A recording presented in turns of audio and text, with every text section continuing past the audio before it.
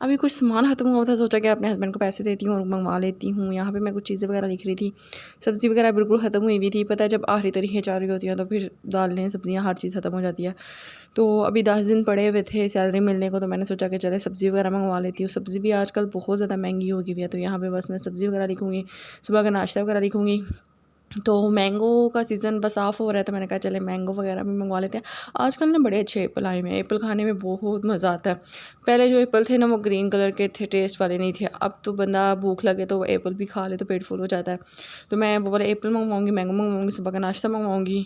तो कुछ चीज़ें वगैरह जो है ना भैया हस्बैंड को लिख के देती हूँ कि ले आएँ जाके, तो फिर मैं आपसे शेयर करती हूँ। यहाँ पे जी हस्बैंड ले आए थे सब्ज़ी वगैरह ले आए थे। प्याज बिल्कुल ख़त्म हुए थे क्योंकि मैंने यकम को मंगवाए थे। मैंने यकम को ना किलो मंगवा लिए थे। मैंने कहा इससे ज़्यादा यूज़ ही नहीं बनते, मैं हंडिया घर बनाती नहीं हूँ, तो बहुत ज़्यादा बाहर से कुछ आता है खाने पीने के लिए। तो बस यहाँ पे मैंने जल्दी जल्दी से ना सब्ज़ी को रख दिया और मैंने कहा चले इनको वॉश करके फ्रिज में रखते हैं। और शाम का टाइम हो चुका था, मगरिब की अज़ानें हो चुकी थी। यहाँ पे जी प्याज जो है ना, मैंने अक्सर प्याज मंगवाती हूँ ना तो 2-3 दिन बाद नरम पड़ जाते हैं और फिर मुझे एसी में रखने पड़ते हैं अंदर रूम में ना।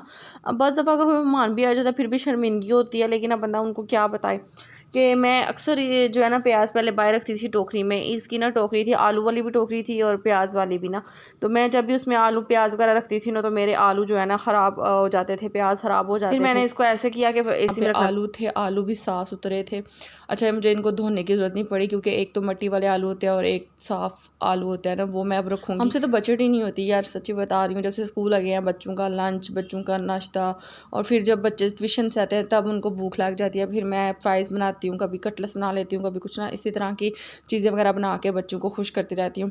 अच्छा मैकरोनियाँ वगैरह मैं बनाती हूँ, उसके बाद सैंडविच बनाती हूँ। इंशाल्लाह आपके साथ काफ़ी सारी रेसिपीज़ वगैरह शेयर करूँगी क्योंकि मुझे टाइम ही नहीं मिलता गर्मी की वजह से ना, मैं आपके साथ कुछ भी नहीं शेयर कर सकती। अच्छा मैंने हस्बैंड को ये भिंडियाँ वगैरह का नहीं था बोला, तो वो अपने से ले आए थे। मैंने कहा था चले मैं बना लूँगी ना। मैं और फ़खर शौक से खा लेते हैं, लेकिन मेरे हस्बैंड ना सब्ज़ी नहीं खाते।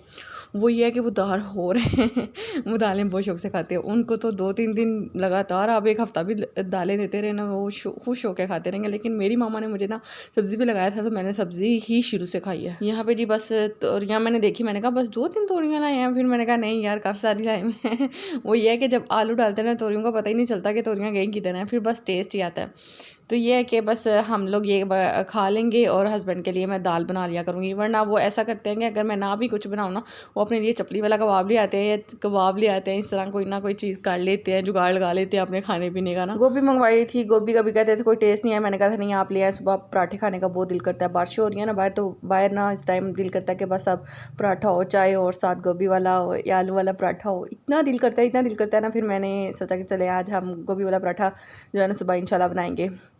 उसके बाद यहाँ पे कुछ बर्तन पड़े हुए, मैंने सोचा जल्दी जल्दी से धो लेती हूँ फिर इससे पहले कि शाम हो जाए। कल भाई ने 11वीं दी थी ना, तो मीठे और नमकीन चावल अब्बू लोगों के घर की तरफ से आए हुए थे और फिर हमने एक दिन वही चलाए थे क्योंकि मीठे नमकीन चावल मुझे इतने पसंद है ना। तो मीठे चावल बहुत मज़े के बने हुए थे, जिससे जर्दा कहते हैं ना, वो वाले चावल बने हुए थे, इतने मज़े के थे, टेस्टी थे। उसके बाद यहाँ पे बस फ्रूट वगैरह था, मैंने कहा जल्दी जल्दी से ना फ्रूट भी वॉश करके रख देती हूँ। बाज़ दफ़ा फ़खर ना फ्रिज में से फ्रूट निकाल के ऐसे ही खा लेते हैं, तो मैंने कहा धो के रखती हूँ वॉश करके। ऐसे पहले हस्बैंड ला के रख देते थे, फिर मैंने कहा नहीं अब मैं इसको ना वॉश करके सही तरह ड्राई करके ना फिर रखती हूँ। अच्छा अगर आप मेरे चैनल पे न्यू हैं तो सब्सक्राइब कर दे, लाइक कर दे, कमेंट कर दे। एक अच्छा सा मुझे बहुत ज़्यादा खुशी होगी कि अगर आप मेरे चैनल को सब्सक्राइब करेंगे। अच्छा मेरा कल परसों का दिल कर रहा था कि ये जो काउंटर है ना, इसमें जितनी भी चीज़ें पड़ी हुई हैं इनको उठा के ना एक साइड पे रख दूँ और यहाँ पे चूल्हा रख दूँ ऊपर। फिर मुझे यह हुआ कि पता है दरअसल ये है ना कि मौसम थोड़ा चेंज हो जाए ना, तो फिर मैं थोड़ी सी इसकी सेटिंग चेंज करूँगी किचन की।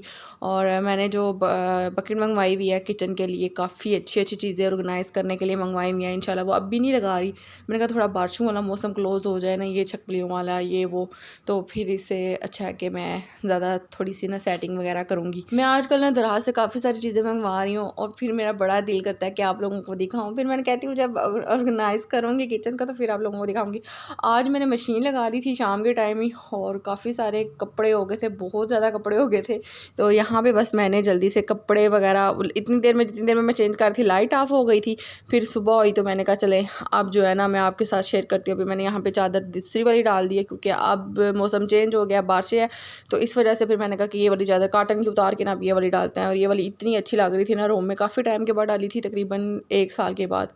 उसके बाद जी यहाँ पे कपड़े हैं, और ये मेरे हस्बैंड ने जो मुझे गिफ्ट दिया था ना, ये मैंने सोचा कि आप लोगों को शेयर करती हूँ आप लोगों के साथ। ये कपड़े मुझे बहुत बहुत प्यारे लगे थे। अभी वैसे ना मौसम थोड़ा चेंज हो रहा है। ये इसका दुपट्टा था और ये बहुत प्यारा था। उसके बाद ये जी ट्राउज़र इसका साथ नेवी ब्लू कलर का, और अब ना लोन ही पहनने हो गया कि मैंने आपको पिछले व्लॉग में जो दिखाया ना कि मैंने लिनन के सूट मंगवाए हैं, तो मेरे हस्बैंड को ना कपड़े लेने का दरअसल को नहीं आइडिया नहीं है इतना खास के कौन से लेने हैं, समर के लिहाज से लेने हैं या विंटर के लिहाज से, लेकिन तोहफ़ा तो तोहफ़ा ही होता है। फिर मैंने उस टाइम कुछ नहीं बोला, मैंने कहा चलो ठीक है, मैं नेक्स्ट ईयर ना इसको स्टिच करके पहनूंगी इंशाल्लाह, नेक्स्ट बर्थडे में अगर ज़िंदगी रही तो। उसके बाद जी ये इसकी शर्ट थी, और यहाँ पे जी गले पे कढ़ाई वगैरह हुई हुई है, दामन में भी, और पीछे से इसके ना बाजू बने हुए थे, तो बॉर्डर बिल्कुल सिंपल सा प्रिंट था ना, तो मैंने कहा चलें आप, हम हस्बैंड को तो नहीं कुछ कह सकते। तो उसके बाद यहाँ पे मैं बाहर आ गई थी, और मैं अभी फहर स्कूल गया था, मेरे हस्बैंड ऑफिस गए हुए थे, तो मैंने कहा कि जल्दी जल्दी से ना आलू गोभी बना लें। रात को सालन बाज़ार से ले आए थे क्योंकि कपड़े वगैरह धोए थे, सफाइयाँ की थी, फिर दिल नहीं था कर रहा घर कुछ बनाने का, तो फिर हमने बाहर से कुछ मंगवा लिया था। अभी मैंने ना कहा कि चले आलू गोभी पड़ी हुई है, तो मैं जल्दी से आलू गोभी बना लेती हूँ। रोटियों का मैंने मैसेज कर दिया था हस्बैंड को कि आते हुए रोटियाँ पकड़ लाइएगा, कि क्योंकि अभी जो है ना मैंने कपड़े वगैरह प्रेस करने हैं, और फिर मैं थक जाऊँगी, उतनी देर में वो लोग आ जाएंगे, तो फिर मैं उठ के कैसे बनाऊँगी गर्मी में ना, तो इसलिए फिर मैंने कहा चले आप आते, वो कहते हैं ठीक है मैं आते हुए ना रोटियां वगैरह ले आऊँगा। चले जी आज का व्लॉग यहीं पे एंड करते हैं, इंशाल्लाह नेक्स्ट व्लॉग आपके साथ शेयर करेंगे।